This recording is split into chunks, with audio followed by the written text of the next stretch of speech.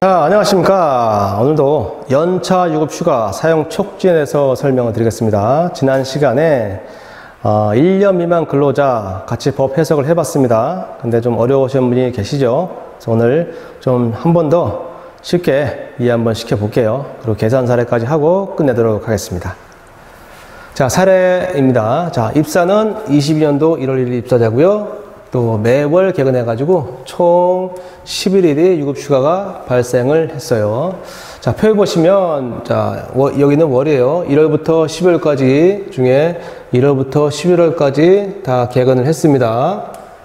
이렇게 개근을 하고, 휴가는 1월에 개근을 해야 끝나야 발생하니까 2월 1일부터 총 몇 개예요? 총 11개가 이렇게 발생하죠? 여기가 아니네요. 총 11개 발생. 그래서 앞에서 설명드렸지만 앞 시간에 자 1년간 근로자도 처음에는 자율적으로 사용할 수 있는 기간을 주고 그 다음에 촉구를 하고 또 통보를 받고 그래도 잔여수가 남으면 다시 사용자 근로자한테 통보한다. 그 패턴으로 간다 그랬죠.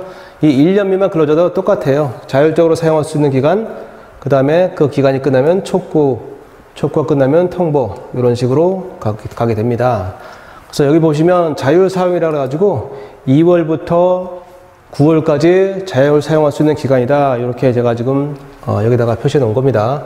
그럼 자율 사용 기간은 총 며칠일까요? 예, 1, 2, 3, 4, 5, 6, 7, 8 총 8개월 8일치가 자율 사용 기간이고요.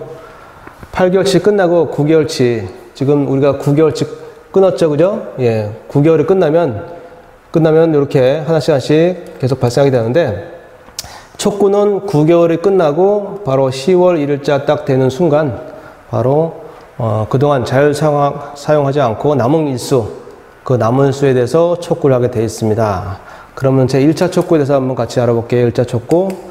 자, 휴가 사용 기간 1년간을 전제로 최대 9일분에 대해서 1차 촉구를 한다 그랬습니다. 여기서 1년간을 전제로 한다는 것은 휴가 사용 기간은 여기처럼 1월부터 12월까지 휴가를 사용할 수 있는 기간이죠. 그럼 이 휴가 사용 기간이 언제 끝난다? 예, 1년이 끝나야 휴가 사용 기간이 끝난다 그랬죠.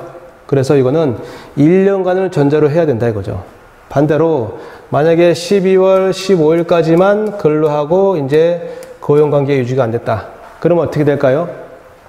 지금 요때 이제 소멸되는데 소멸이 지금 앞당겨졌죠. 그죠? 11월, 12월, 16일 됐죠.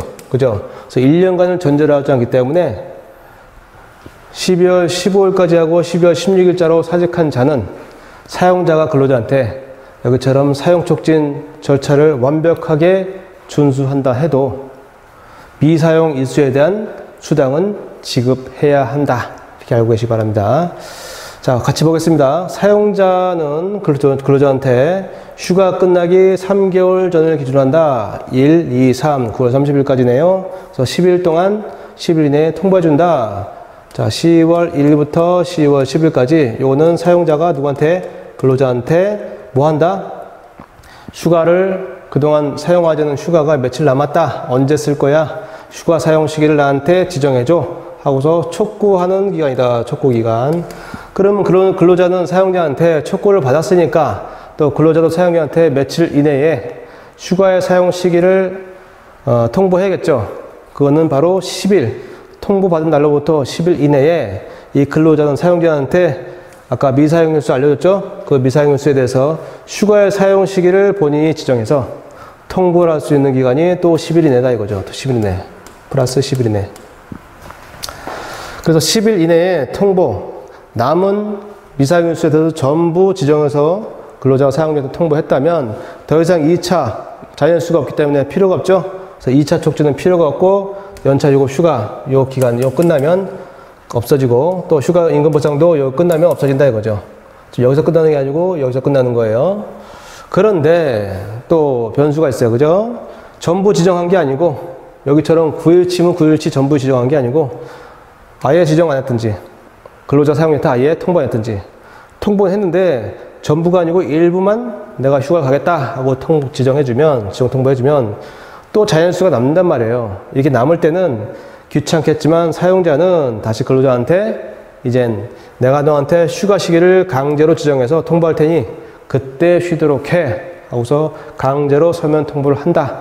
그건 언제까지 해주냐? 여기처럼 휴가 끝나기 1개월 전까지 해준다 이거죠. 휴가 끝나기 1개월 전.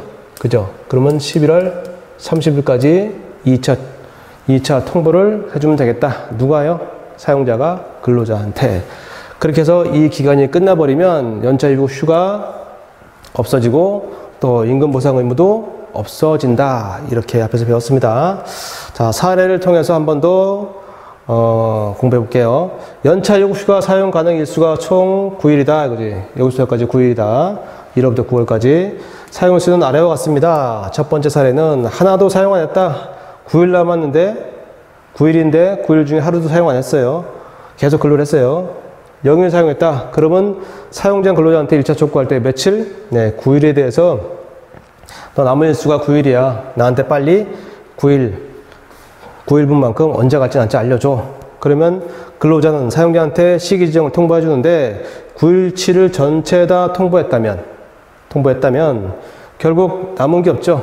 그러니까 2차 통보가 필요 있다 없다? 필요가 없는 거예요. 왜? 9에서 9일 빼면 0이니까 통보가 필요 없겠다 이거죠. 두 번째 사례를 보면 총 9일 중에서 5일 동안 사용했어요. 그러면 며칠 남아요? 4일 남죠? 4일 동안 갈 수 있는 남은 일수가 4일이다 하고서 사용자 근로자한테 이제 언제 갈 거야? 나한테 알려줘 하고 촉구를 하게 되죠.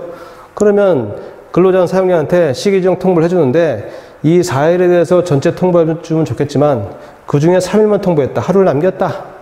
그러면 어떻게 돼요? 결국 또 잔여일수가 남는 거죠. 여긴 잔여일수가 아예 안 남았는데 여긴 잔여일수가 하루가 남았죠. 이 하루에 대해서 사용자 근로자한테 어떻게 한다?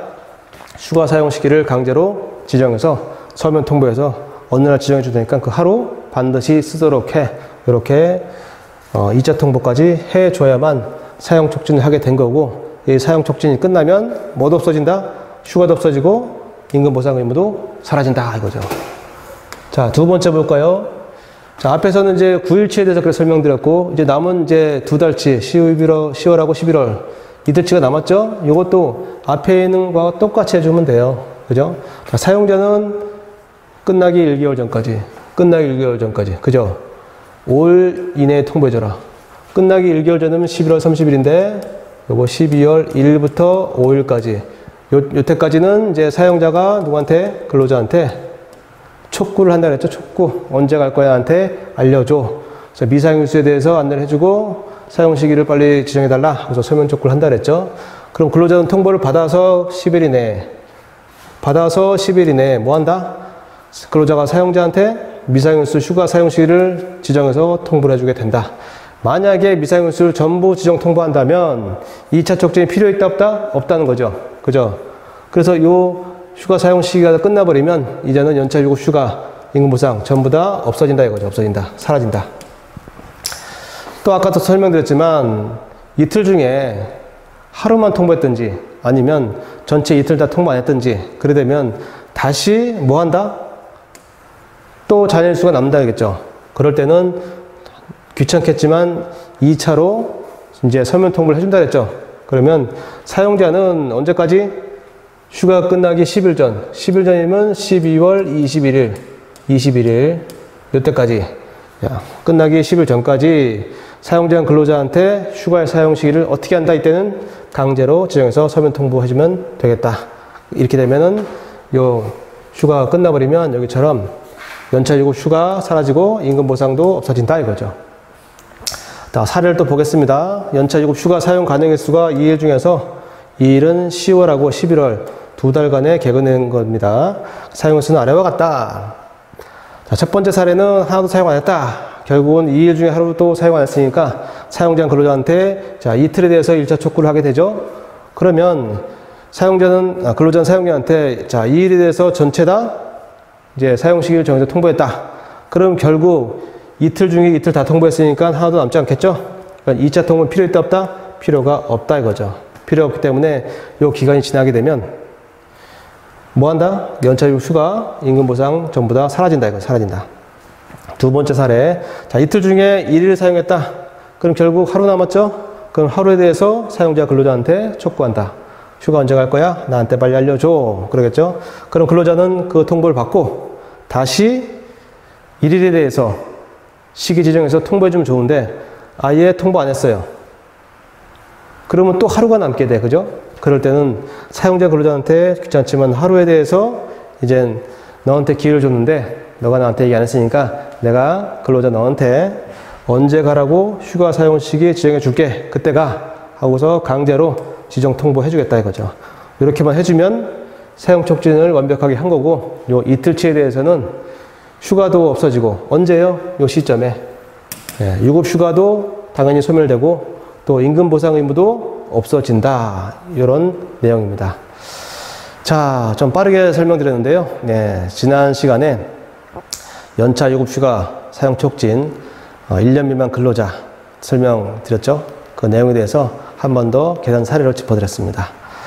자, 오늘 수고 많으셨고요.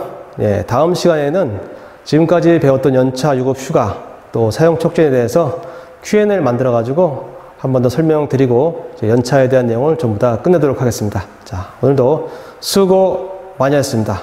감사합니다.